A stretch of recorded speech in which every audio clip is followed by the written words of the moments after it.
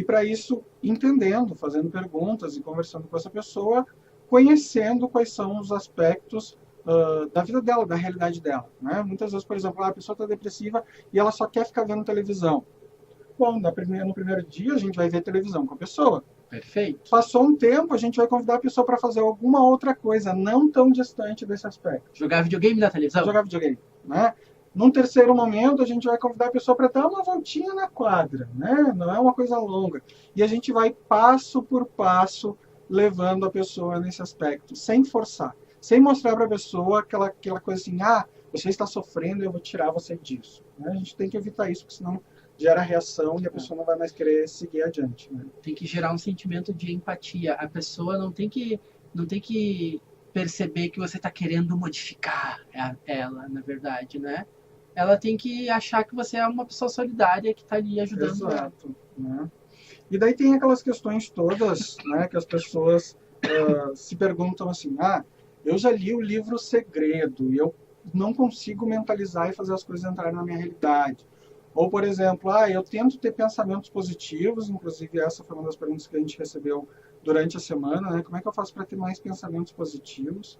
O que acontece? Só pensar não resolve, porque senão o pensamento passa muito rapidamente na nossa mente, ele não vai fixar no inconsciente, ele não vai gerar um padrão de comportamento. Precisa trazer para o coração. Precisa trazer para o sentir, né? Eu preciso sentir aquilo de alguma forma. Como é que eu vou experienciar isso?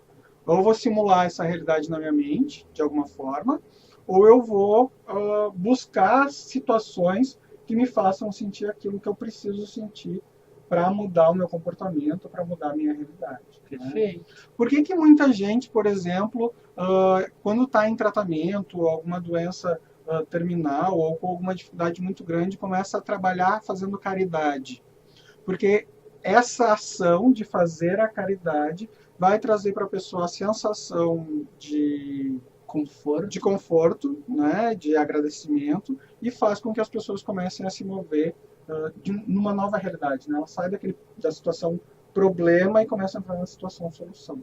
E quando a gente para de alimentar, e é importante dizer que essas coisas ruins que nós alimentamos, essas vozinhas que ficam dizendo, você não é capaz, você é fadado ao fracasso, você não vale nada, essas coisinhas que ficam às vezes na nossa cabeça, mesmo que a gente não queira, essas que são as verdadeiras doenças da alma. É importante dizer que se a gente para de alimentar isso, se a gente para de dar força para elas, se a gente para de acreditar nelas, elas vão morrendo, elas vão enfraquecendo e pouco a pouco elas vão deixar de existir. Lembra, faz 2 semanas, eu acho, que a gente estava falando sobre... Foi no primeiro dia. A gente falou sobre a aura e falou sobre as formas pensamentos que ficam circundando o nosso corpo. Exatamente. Né? Então, dentro da questão da metafísica, eles vão entender isso como se fossem essas amebinhas, né? Como se elas ficassem ali no nosso cérebro de alguma forma, e em algum momento elas vão ganhar força e elas vão começar a danificar os outros pensamentos, porque elas vão servir como um filtro para os outros pensamentos também. Eu vou ler uma outra citação do Gasparetto que eu achei bem interessante, que a gente grifou ela aqui. Evolução é o nome dado ao contínuo processo da mente de devassar os níveis inconscientes, ampliando a consciência e a lucidez. Quer dizer, no meu entendimento, ele fala que existe a questão do inconsciente coletivo, né? O inconsciente é aquilo que a gente não controla. É onde ficam todas as informações contidas, mas ele é automático, na verdade, né? Acabei de pedir para o Cris botar a senha aqui dele no Facebook para eu compartilhar. Se eu lembrar a minha senha? Dele, no perfil dele, o que a gente está fazendo agora. Eu não lembro a minha senha, tudo bem. Continuemos. Tá, onde que eu estava? Tu estava falando do inconsciente. Isso. Perfeito. Essas amebinhas, elas vão ficar circulando no nosso inconsciente. Elas ficam no nosso inconsciente, né?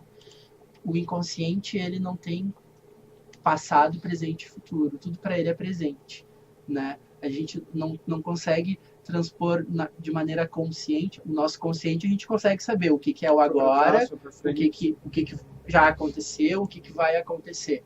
Mas o inconsciente é como se tivesse tudo acontecendo naquele momento. Todas as informações estão ali e elas vão se apresentando à medida que elas são solicitadas por um ou por outro processo interno, né?